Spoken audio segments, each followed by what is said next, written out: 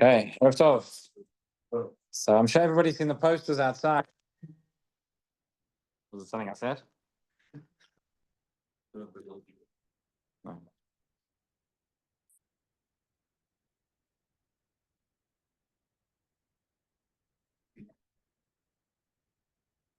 Breathe. Okay, I'll speak a bit softer.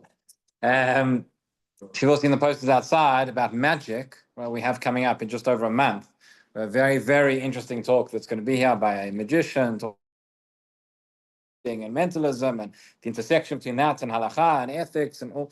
Very, very interesting. It's coming up before Rosh Chodesh Adar. So there's still a bit of time, but I mention that because the theme of magic is something that comes up in our parsha. It's very, very interesting. We know the first few of the makot, even before the makot, really, when Moshe and Aaron first come to Paro, the whole story with the sticks turning into snakes and turning back, etc. Right, and what they do, supposedly to a certain extent, is replicated by the Chaltumim of Paro, right? The Chaltumim, which is commonly translated as necromancers. I don't know what necromancers are, but when your president will tell us afterwards. But the Chaltumim, these magicians, sorcerers of some sort, these advisors of Paro. And then we have the first Makkah of blood, which is also repeated by the magicians. Right, we'll say for now, for lack of a better word. And the second plague of Tzvardea is also repeated by them until we get to the plague of Kinim. And then they say, this we can't do, this is it, it's by Elokimi, right? And the whole thing goes downhill from there. But there's a very, very interesting question that comes up. And maybe through this, we'll get to a discussion and broader discussion in terms of magic and how we view it in the parsha. But when the Makkah of blood, of dam, so there's a very, very obvious question that comes up over here. So the Torah tells us, "Vayom Hashem al Moshe Emor Aaron, Kach matcha untei yadcha l'meimei Mitzrayim." Right. So Hashem says to Moshe, "Go and say to Aaron to take your stick." We spoke about this a couple of days ago. Why it was Aaron and not Moshe? Okay, and take the stick, go over the waters of Mitzrayim, al narotam, al yorehem, val mehem, val kol mikvei mehem. In other words, outstretch the stick over all the waters of Mitzrayim. Interesting point here, by the way. He's putting it over the Nile. He's not putting the stick over all the waters. He can't reach. But anyway, v'yudam, it'll turn into blood. V'yadam b'chol eretz Mitzrayim. There's going to be blood throughout the land of Egypt, right? U'beitzim u'ba'avanim. Beitzim u'ba'avanim. So Rashi says over here that's talking about the kelim. It's talking about the containers and the cups and the pots and whatever. If they had all the water inside that is in Kli Eitz and Kli Even, that's also going to turn into blood.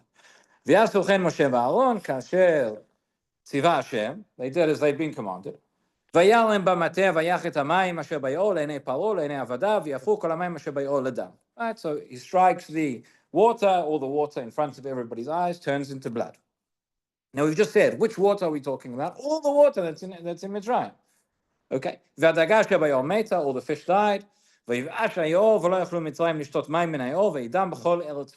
entire land of Egypt is filled with blood. There's no water left. Everything's turned into blood, right?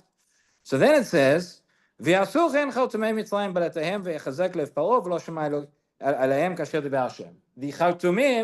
replicate this. They do the exact same thing as what Moshe and Aaron have done, and therefore Paro's heart is hardened. So the question is, what did they do? What did they replicate? If all the water has just been turned into blood, what did they turn into blood? There's no water left. It's an obvious question when you read the Psukim, it sticks out, right? So there are at least 4 different approaches in the Mefarshim to this question in terms of what they did. So it's very, very interesting. And let's go through them, share with you. So approach number 1 is the Ibn Ezra. Ibn Ezra writes as follows, okay? And he asks the question, he says, Yesh lish'ol. So here's the question. If Aaron had already turned all the water into blood, where did they find water from in the first place to turn into blood? And so he says the answer. This is the answer of the Ibn Ezra. It was only the surface water, right, that Aaron turned into blood. Not the water that was underneath, the water that was below ground. And what the Chatzimim did was they dug and they found water underground that was still water, and that they were able to turn into blood. Okay. You can ask, if it was such a rare commodity, if this was the only water they had left, why are they wasting that? Right, they need the water to drink. Why are they wasting their time turning it into blood? But that's a separate issue. He says, כי אהרון הפך כל העול שהיה לפניו, וכל מים שהיה בכל גבול מצרים, שלא היה רואה אותם. He goes on, Ibn Ezra, he says, what Aaron was able to do, obviously Hashem was doing, through Aaron's agency, was the fact that not just the water he could see, but all the water, the surface water that was throughout Mitzrayim, that turned into blood. They just took a little bit that they could see, that they found, that they dug, uncovered, and turned. The truth is, it says so in the Psukim. If you go a couple of Psukim later, it says, Vayachperu kol Mitzrayim sivot hayol. All the Egyptians, they wanted to drink. How did they drink for? How did they survive for a week? So they all dug water, right, around the river. Sivot hayol mayim lishtot, ki lo yachlu lishtot mimei hayol. They couldn't drink the water from the river. So the pasuk doesn't say explicitly that they found water, but it says they searched for water, they looked for water underground, and therefore that is one. So that is one possibility where the Chatzimim got the water from that they could turn into blood. That's what the Ibn Ezra says. The Chizkuni, the second approach, and this is very interesting as well. This is quite mechudash. He says something completely different. So he says like this. He says, "Vayavchu kol hamayim asher bayol ledam, lo nasa yol dam, ki im lefi sha'ar." Chizkuni says, you think what happened, and all the water turned into blood, right? And that entire week that the plague lasted, there was no water, there was only blood. He says, no. He says, it happened, it transformed into blood. All the fish died, right? That was the thing. And then it went back into water. It was just lefisha. Kim lefisha miyad meta dagam echmat adam. All the fish and all the in the river died. And then the water went back to what it was beforehand. We just said, it says in the pasuk that the Egyptians couldn't drink the water because it had turned to blood. Not because it was still blood. They didn't ask to take the plague away. So that's what the pasuk says, that all the blood, all the fish died, the water all became contaminated, and therefore, even though now it's back to water, they couldn't drink it. So the Chatzimim took out this contaminated water. They said, okay, no big deal. You turned it into blood, we can turn it into blood as well. But what comes out of from both of these approaches, and what it appears to be, when the Torah says, Vayasu chen achal tumim, that they did the same thing, means that they did the same thing. They used dark art, sorcery, whatever, but really they were able to really transform the water into blood. Why is there nobody who can do that nowadays? Okay, maybe we'll talk about it. But approach number 3, and this is very interesting, and this is the Malbim. And the Malbim says, he says two things. First of all, he says, so he quotes here Rav Sadia Gaon, who says, שלא נהפכו לדם רק מים הראויים לשתייה, שיש הבדל בין מי ובין מימי. Sometimes the Torah says may or mayim, sometimes it says may. You have a look, every time it says may hayo. So he says there's a difference between water which was fit for drinking, water which was not fit for drinking, salty water, etc. Says it was only the water that was fit for drinking that turned into blood, not the others. Okay, that's Rasag's approach. But then says the Malbim, and listen to this. He says v'zeh asur rak belahatehem. רוצה לומר בתחבולת אחיזת עיניים. He says, when it says the Malbim, don't think that these Chatzimim had some sort of supernatural powers. Don't think they could actually turn water into blood. They did it, they did a sleight of hand. They did some fancy trick, and that's what they did. They didn't really. And that also solves the question in another way. Meaning it could be that there was no water around, and what they took was actually blood in the first place, but they did through some sort of trickery, some sort of illusion, sleight of hand, that made you look right. A magician knows, maybe we'll hear about it in the lecture when it comes, but he knows how to show you something which isn't actually there, or you think you saw something, right? If you ever see somebody as a card trick, so he shows you the card, and you think it's the Queen of Spades, but it's actually the Ace of Hearts, but it was always the Ace of Hearts, you thought you saw it, right? So that's what they did. They showed everybody a cup of water, and everybody saw that it was a cup of water, but it wasn't actually a cup of water because there was no water. It was a cup of blood. And then they made everybody believe they'd seen blood, they'd seen water, and then they turned it into blood. Everybody said, wow, but it was all just achizat einayim. It was all just trickery. It was not real magic yet. Now the Malbim is consistent in his shita. He says everywhere where it says, that they were replicating it. He says it was just trickery. So let's go back before the stage of blood, where we have the whole incident with the staff and the snake, right? And it turns out, what happens when Moshe and Aaron come to Paro, and they take their sticks and they turn them into snakes? So it doesn't actually say that they turn them into snakes, right? The word, the Malbim points out, it says, Vayashlichu ish matehu, vayu letaninim. What are taninim? So maybe it's a snake, maybe it's saying, by the way, we're talking about crocodiles. There is actually an opinion. The Ibn Ezra says that the plague of Tzfardeya, we translate Tzfardeya as frogs. He says it wasn't frogs, he says it was alligators. But that's the other thing. So he says, so listen to what the Malbim says. This is how he explains. He says, but the word b'lahatehem also refers to their sort of trickery. He says, במה שלא אמר ויעשו גם הם כן.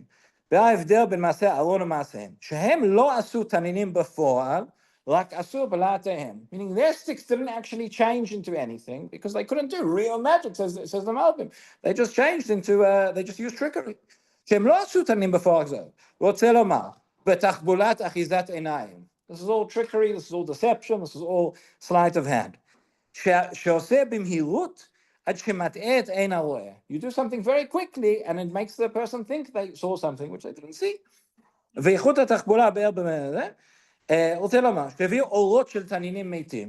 they brought skins, they brought hides of taninim.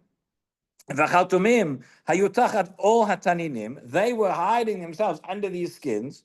Okay, they made it look as if the stick had actually transformed into something, but it was some elaborate puppet show that they were doing. Okay, they were obviously very good at it, right? Everybody believed it, but that's what he says. And essentially, what we have here, why does the Malbim say this? Why does he go in this approach? This is a classic machloket that we have between the Rambam and the Ramban in terms of the whole concept of magic and sorcery. It comes up in a number of places, in Shedim, etc. There are two schools of thought. Classically, there have always been two schools of thought. There is the more mystical school of thought, represented by the Ramban and others, who say, yes, there is such a thing, there are such forces. So when the Torah tells us, for example, gives us the commands not to engage in magic, it means because there is such a thing, you could do it, but it's forbidden, but it exists. The Rambam, on the other hand, says no. Says all of this is made up. All of this is people who don't, which we call today maybe the rational school of thought, right? But he says it's not real, and they didn't have. So the question is, the Rambam doesn't directly address this question of the Chautumei Mitzrayim, but the Abarbanel has a long commentary, and he says, what would the Rambam have said about all of this where it says Ve'asua Chautumim Ken? And he says essentially the Rambam would have said like what the Malbim says, that they didn't actually perform it, but it was all sleight of hand, it was all trickery, it was all illusion, and that was what it appeared to be. Right? He says it himself. I'll read you the Abarbanel in his commentary over here. He says the following. He says all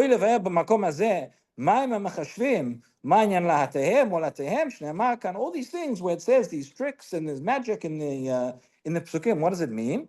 So he says there are two ways. He says the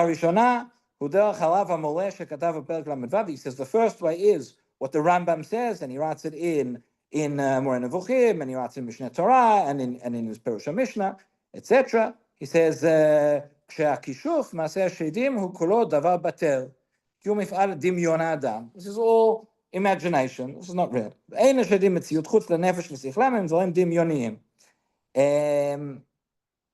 And therefore he says, what would he say? Mi yiten yadati kvidat ozeh ma yomar alav b'chautumei Mitzrayim. According to that, says the Abarbanel, what would the Rambam have said about Chautumei Mitzrayim? What's going on here? How did they turn the staffs into snakes or alligators or whatever, and the water into blood, etc.? The Torah says they did it. They did exactly the same thing. So he says it must be right that it was exactly this. כשעושים אנשים בפני המון שבתנועותיהם מעשי ידיים ישנו הצבעים והמראים עד שלא הדבר בחלוף משהו כאילו לאט אחר המתהפכת. They made it look like people were seeing something that they were not. And then he says the second way, אמנם הדרך השנייה, לחוכמי האמת המקובלים, שמצוות השלים הוא דבר שיש שלישתו התורה, והמתו, חכמינו זכרונם לברכה בקבלתם. That is something that is real, and they were able to replicate that. Everybody would agree that nowadays, there's nobody who can do this, and nobody. So if you see anybody out there going and doing magic, etc., that's actually, I'm sure that's one of the things we're going to talk about. But nowadays, anybody claiming to be doing magic, supernatural, etc., that is not. We don't have that. We don't have that ability anymore. Even if we did once upon a time. But anyway, those are the two schools of thought. Those are the two ways of understanding what it was that the Chatzumei Mitzrayim did and how it relates to the water and the blood, etc. Rabbi Hanania ben Akash אומר, שהקדוש ברוך הוא לזכות ישראל, כך שבא להם תורה ומצוות, שנאמר אדוני חפץ מעט, צדקו יגדיר תורה